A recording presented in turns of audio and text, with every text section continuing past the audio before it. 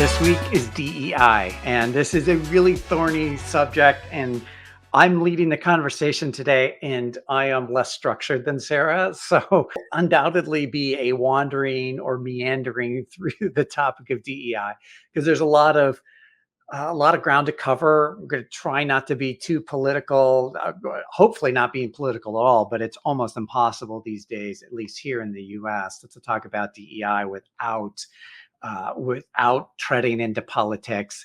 And just to sort of level set, DEI refers to diversity, equity, and inclusion, which has been over the last few years a corporate initiative to bring more voices, bring more diverse voices into the fold, both from hiring point of view, both and including suppliers and creating corporate cultures that reflect more broadly society. This might not be as applicable in other regions, say in Europe and the UK, but certainly here in the US, not only is there a backlash, but there's actual legislation that is enacting laws, eliminating and forcing DEI out of public institutions, and increasingly turning their sights on corporations and how they operate, and trying to get corporations to not have DEI in their organizations.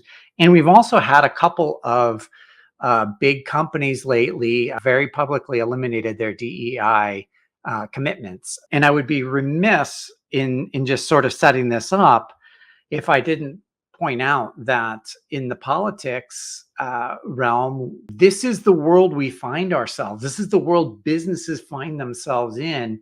This backlash to DEI here in the US, and that's changing how we think about, again, how we hire and our diverse supplier programs, and et cetera, et cetera, et cetera. So today, Sarah and I want to really talk about and open up DEI a little bit for discussion, and we'll see where this goes and where we get to in the end.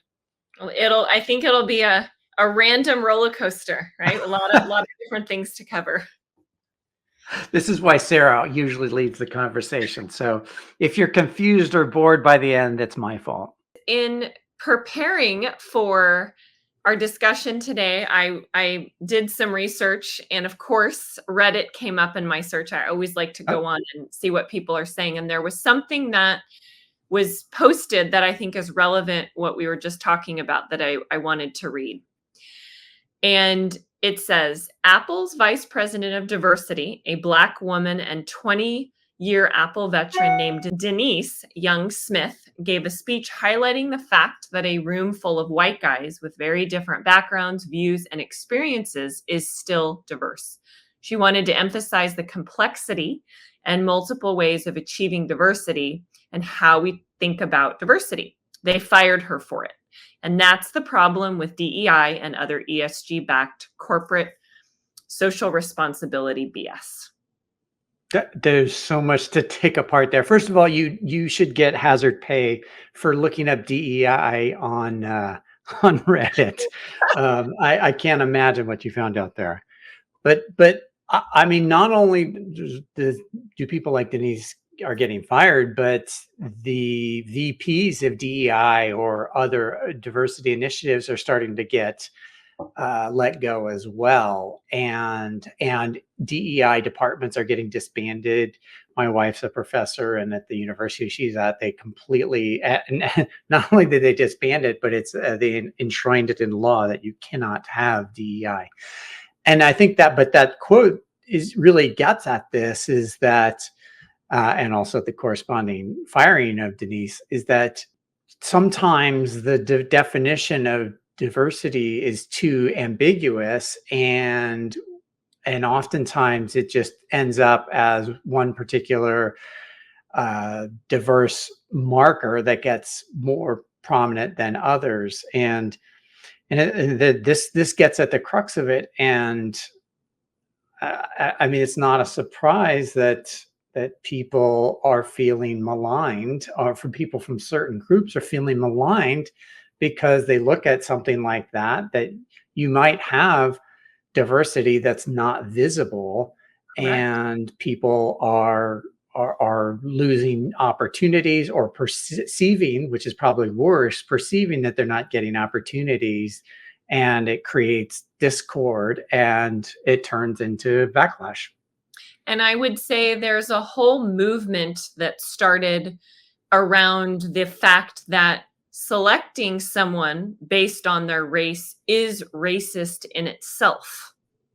And in California, this has been a decades-long fight to dismantle race in admissions. And over the last couple of years, not just in California, but they have successfully disbanded that. The whole getting into college has just Yeah. become insane. Like school was never my thing. I'm not a good test taker. My SAT score was, well, pretty atrocious. And I look at now how hard it is to get into the university program. And there's a lot of people that have become really frustrated and upset. And they're saying their children or the kids themselves are not getting into schools because they don't meet certain DEI. They can't check certain boxes and they have a 4.5 and they're on the rugby team and they have all these other things, right, that they should be able to qualify and get in. But because DEI has become a part of the process, they're not getting accepted. And there's a lot of really upset people that are actually leaving California or sending their kids out of state and paying crazy out of state tuitions because of it. Right. I mean, and you can see very clearly that if you have a well-performing kid and they don't get into a California university in which you are a resident, it's not that hard to draw a straight line between that and the backlash. So you can start to see that why people are avoiding college or starting to question the validity of college. And so, we do need to get back to business, but I do think this is why we can't just take DEI initiatives on their face that, oh, they're good, they're the right thing to do, because in the US, this is not an understatement when I say they're absolutely getting clobbered. Let's tie it into most of our listeners work in supply chain and procurement, right? In some capacity. I said we weren't going to talk about politics, but it took us 30 minutes just to set up the conversation. So let's start with the whole movement towards working with diverse suppliers. I think that's a good place to start. Okay, so we're going to go on a wild tangent here right off the bat. So most supplier diversity programs that I've observed over the years, really prior to 2020, just were in name only. They were just sitting there. You would have a handful of diverse suppliers and whatnot, but it didn't really become a thing. And then as we were all locked down during the pandemic and George Floyd was murdered, then all of a sudden, like, everything went bananas. Like literally overnight. Yeah, literally overnight. It happened, and then the next day it was like everything DEI, everything diverse. Right. It spurred a whole host of changes in the way businesses operate and the primacy they put on DEI. And what you see, though, is that by the end of 2020, as we went into 2021 and 2022, these diversity programs, diverse supplier programs, sputtered and they just went nowhere. And then with the rise in inflation and sort of the economic uncertainty at the end of 2022 and into 2023, those supplier diversity programs were just slowly marginalized and de-emphasized, and I don't think they have really recovered since then.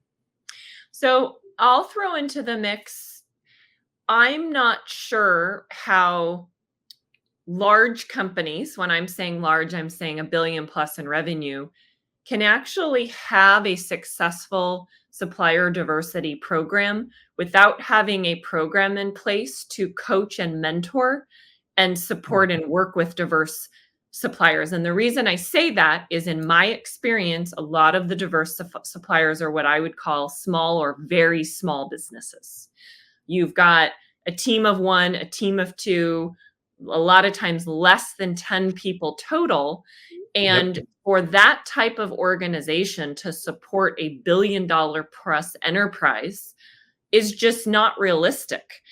There is just not going to happen. They don't have the infrastructure, they don't have the corporate processes and systems in place, let alone the payment terms Yeah. that come along working with a large entity. I was working when I was in marketing procurement, I was working on a couple of very large deals, and the insurance policy that was required would have put our firm out of business, right? Right. It's Exactly. immediate, like non-starter. So my point is, I have not seen a lot of supplier diversity programs be successful, but the reason why I think that is because there wasn't infrastructure to help those small businesses actually support and service larger corporations. So it's the larger companies that say, we want to be, have 50% of our procurement done by diverse suppliers by 2025, or whatever these initiatives are that they'll publicly tout and announce and include in their marketing and PR. Yet it's not realistic that it's actually going to happen. Yeah. And yeah, I mean, like if you and I started a business and we went to a big enterprise, the first thing they'd hand us is a 30-page NDA.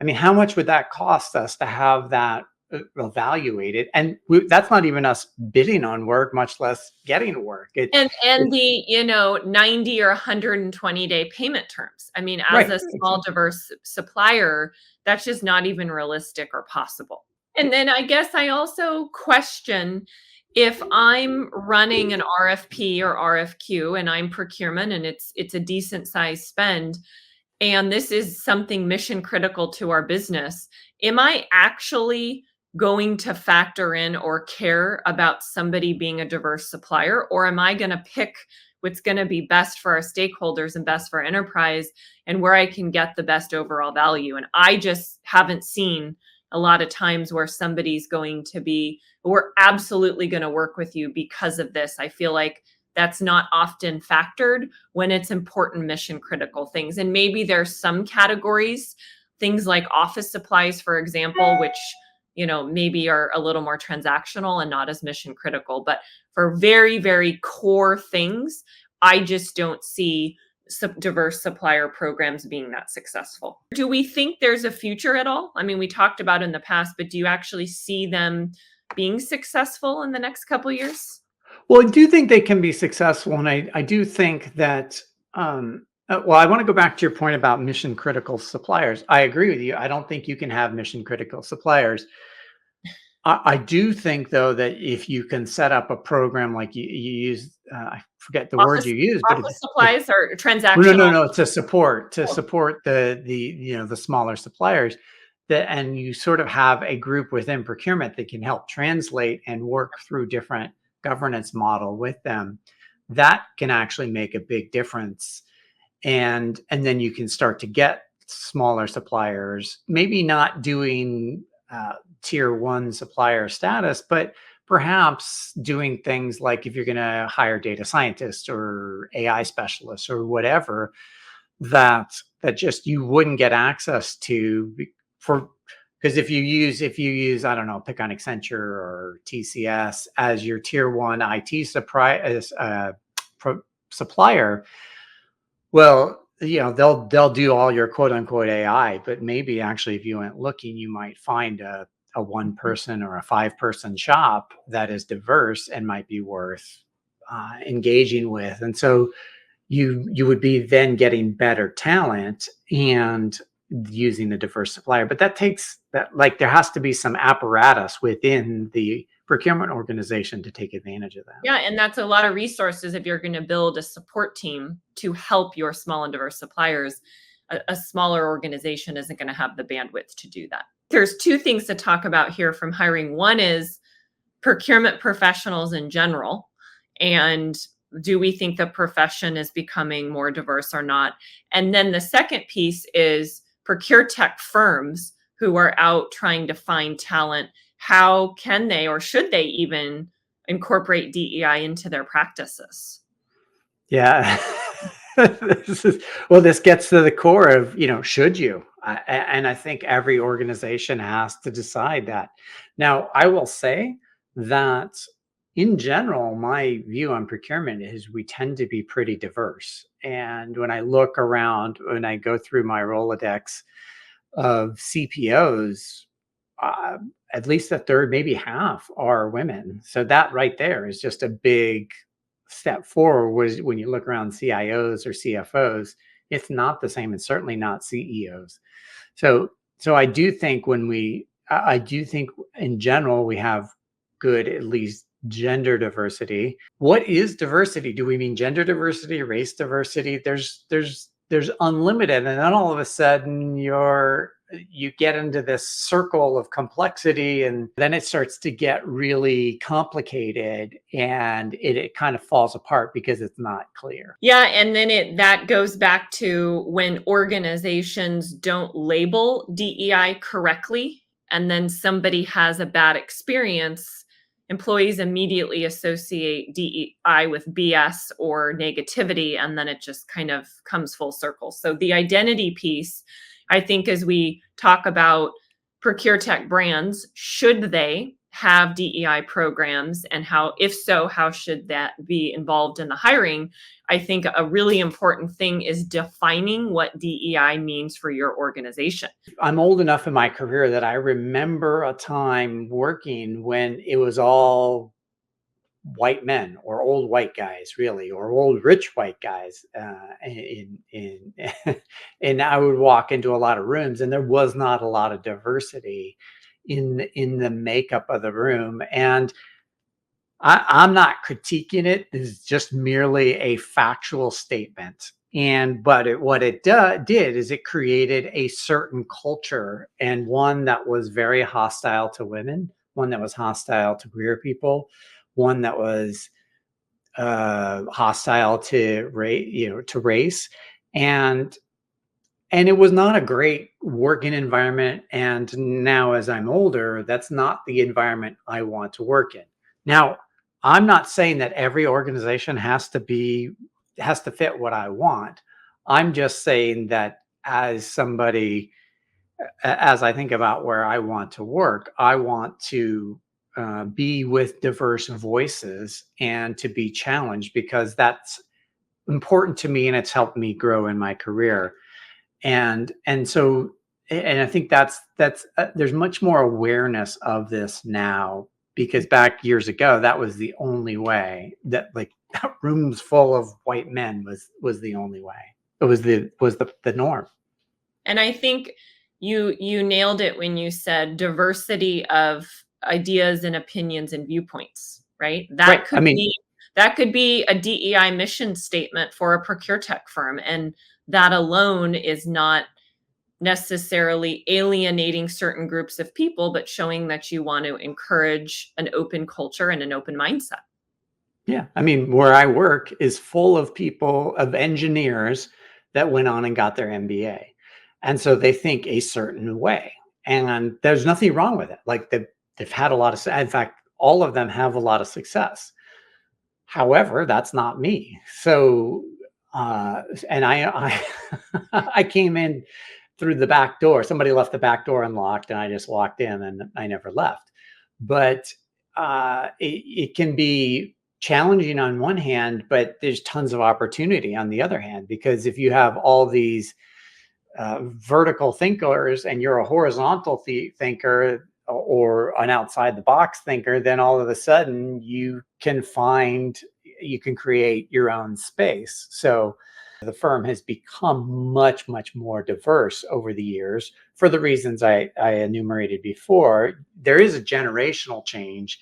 And now actually there's a problem that investment banking and consulting are having, of being able to just get anybody into the consulting ranks, because the younger generation doesn't want to go into consulting. So now it's not even like, forget diversity. It's a matter of getting the numbers. Filling seats. Yeah, exactly. So so that's the flip side struggle. I either am a CEO or I'm working at a procure tech firm. Typically, less than 200 employees. So I would describe that as a smaller kind of startup environment. How should these types of organizations be thinking about DEI as it comes to hiring practices? You need people with the right experience. If you're going to build an AI tool, you need somebody that knows AI. If you're going to sell to procurement, you need people that understand and can talk about procurement and not confuse the 7-step sourcing process for a procurement operations. You need the right talent, and the right talent will win. What you have to do is avoid falling into the trap that says, "Oh, well, I know Joe, Bob, and Frank for the last 30 years," and if you're comfortable with them, then you're comfortable with them. But as you build out the team, what I have come to appreciate in my old age is you want people that will challenge you. And too often, and I write about this when it comes to risk management, we tend to want to just give positive messages. And this is true in employee feedback. This is true in supplier relationships. It's true in many realms of our lives, probably our married lives too, is that we want to always talk about what's positive, and everything's great, everything's great, everything's great, and then it's not, and then it's a catastrophe. I'm putting together an executive team to go run a startup or to build a startup. I want people that are going to challenge and really push the boundaries, because increasingly that's how you'll get the separation. Because we look at the procure tech landscape, there's so many companies doing so with so much overlap that you really want the A team there. And I think each founder has to decide, what does that A team look like and what does the composition. And I don't think you can follow a formula that says, okay, I need one queer person and one Latinx person and one whatever. You'll just knot yourself into a pretzel. I have a rule of thumb for when I hire, and it's tell me what I need to hear, not what you think I want to hear. Yeah. And I think that kind of goes along the lines with what you said, is hiring people that are going to challenge and tell you a different perspective and not always agree with you. And that causes the business to be much more successful, so you don't get yourself in a situation where everyone's a yes person and then the company doesn't do well, and then it becomes a complete disaster and you don't have the right team there to execute, and the company doesn't make it. Yeah, and also there's also an introvert extrovert thing, because as I've talked to many founders, and some are horribly shy introverts, and others are extroverts, and the extroverts can sell you anything, and the introverts, it's like, what is it you're exactly doing? And so if you don't get the right pairing, and if there's not one right answer on that, but if you don't get the right pairing, somebody that can be that voice, I actually think you're I think one of the great things, we talked about this in our influencer episode, is one of the great things you did at Source Day was bring a voice, an extroverted voice, to what was, my sense was, a very introverted, I don't know this, but what it felt like from the outside, a very introverted group there. And so putting you in was a shot of adrenaline into the messaging. And so I do think, as you're building an executive team, and even as you're hiring, make sure you have the right balance of introverts versus extroverts. And I think it's important, just because you're in a quote boring industry or have a boring product doesn't mean you need to hire boring people. Yeah. You can But have nothing about supply chain is boring. As we've learned for the last 4 years, procurement supply chain is the most interesting function you can do in an enterprise, bar none. But you can, there are definitely traditional industries, and I think people get trapped in their hiring practices of thinking they need to hire a boring person or somebody that quote looks the part, versus somebody who's going to bring a little bit of creativity and innovation and do things a bit differently. So that's, for me, as a marketer, that's something that's really important, and that I try my best to interview and back interview and check 10 people behind to see if I'm getting somebody who's of that level or not. Yeah.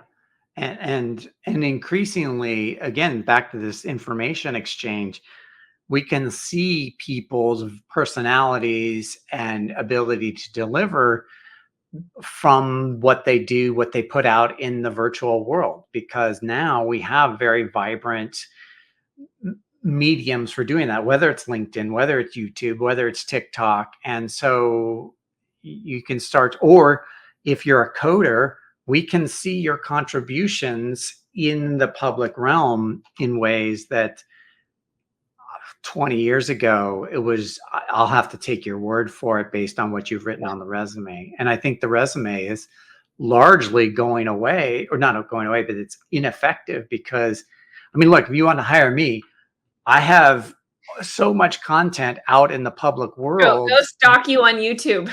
Right, exactly. And people do that. And the same with you, and I would argue with many others. So, and if you're not doing these things, you should all really look at how you are being perceived out there in the world, because others are watching. And I think that's at least for those like, that are older, that's a huge mindset shift.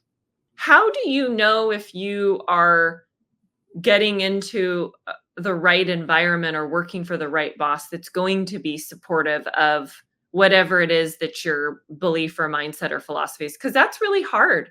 I feel like I've learned that when you're interviewing, it's also so important for the person, you, not the interview, but the other person, to be interviewing and checking out the company just as much as they're doing with you. Where do you want to work, and who do you want to work with?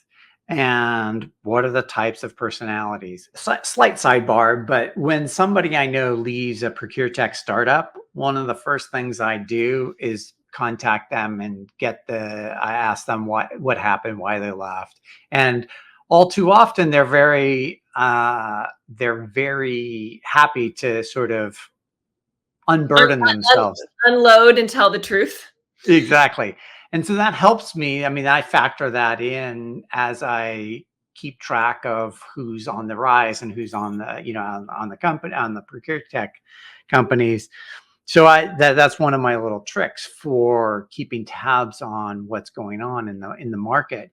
Because if you start to get wind of, let's call it, less than stellar behavior, or an inability to make payroll, then you start to know that, okay, these folks are in trouble. And so there's no reason you can't do that from a cultural fit. And I know I'm not a cultural fit for a lot of companies for a lot of reasons. And that's okay. Like, the company does not have to bend to me. And in fact, most companies won't.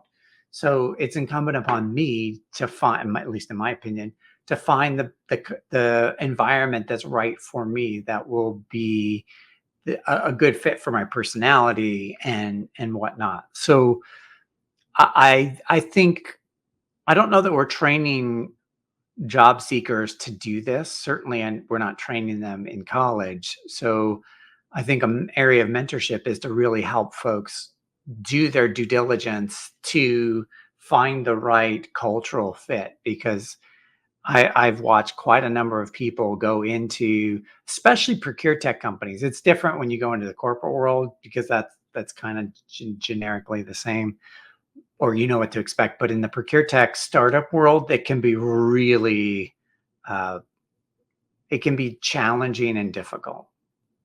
I mean, I've always worked at startups, so it's all I know. It's what I love. I'm a builder. I'm not a maintainer. Yep. And it's a roller coaster. Let me tell you, you're going to lose some sleep, and it's stressful, and it's super rewarding. But I see friends in the space make decisions that I'm not sure that they really fully thought through and fully vetted the organizations they went to. And then they wind up in an environment where it's not a safe place for them to give feedback or go to HR and express concerns. And so again becomes this whole anti-DEI where they have such a bad experience and they don't speak up, and then they leave the organization. So I just think it's really, really important to do your due diligence. Now, that being said, it's a tough job market right now. So sometimes you have to take what you can get. I mean, depending, but if you have the ability to be a little bit flexible, do your due diligence. I mean, it's really important. Yeah, and by the way, we also know this that this can happen with co-founders. If you're going to start a company together, you better be all in on your co-founder and know them. And there's been within ProcureTech some pretty spectacular failures, but also more broadly in tech. I mean, there's again the Silicon Valley HBO show was really good at bringing this, but you really like doing a startup together with either co-founders or whoever your investors are. Those can be really dicey elements, and you want good working relationships. And a friend of mine is a sole founder, and he has two other board members, and one of the board members every week is just all over my friend. And every time I talk to him, he's just always reacting to this one board member. And so, which can suck the life out of you. And then oh it's my like God, energy left to actually be creative and run your company. Right, exactly. And yeah, so buyer beware. And like you said, yeah, oftentimes like maybe he doesn't have other funding options or other investors. Maybe there are not a lot of jobs out there and you have to take what you can get. But also it's important to be aware of all these dynamics. I've seen this with the city of Oakland. I live in Oakland. So where DEI initiatives, or at least diverse supplier initiatives, can often be used as excuses for bad purchasing behavior. We'll just call it that. And I think it's important to sort of call that or bring that out for attention, because if you're going to specify so much diverse spend, that humans are fallible, and oftentimes there are plenty of bad actors out there that will do malicious acts to get paid. And I think it's worth also just saying that also creates more bad will around diverse supplier programs. So you do want to be attentive to all of this. And so maybe that the good way to wrap this up is to really say that DEI can be a very laudable goal, but also it's very fraught. It's very fraught here in the U.S. And I think we have to not just take it as at face value that this is quote unquote a best practice. I think if we're going to push for this, we have to really roll up our sleeves and be critical about it and advance this in a way that is meaningful and is inclusive and not accidentally marginalizing other groups. So hopefully that got at some level of balance. In the back of my mind, I keep thinking that I'm just saying a bunch of anti-DEI stuff, which is, if that came across, that was not my goal today. No, and I think from my perspective, to close out, if this is something that's important to you, be really clear about your intention and how you define things. I think a lot of the confusion and backlash has come from things not being clearly defined or things being mislabeled. So just keep that in mind if you're at a firm that's prioritizing or thinking about this. Yeah. So with that, we are going to sign off. We will see you next Wednesday. We are looking to build our subscribership on YouTube. We got like 60 subscribers within 7 days, which was kind of cool. So we're going to keep plugging that. We'd like to get over 200 subscribers. So if you're not already subscribed to our YouTube channel, please do that. And we have a form in the show notes. So if you have thoughts around DEI, we would love to hear them, maybe potentially do a follow-up episode, and you can do that anonymously if you didn't feel comfortable sharing name or company, or any questions or feedback you have for us for future topics. And with that, we will see you next week.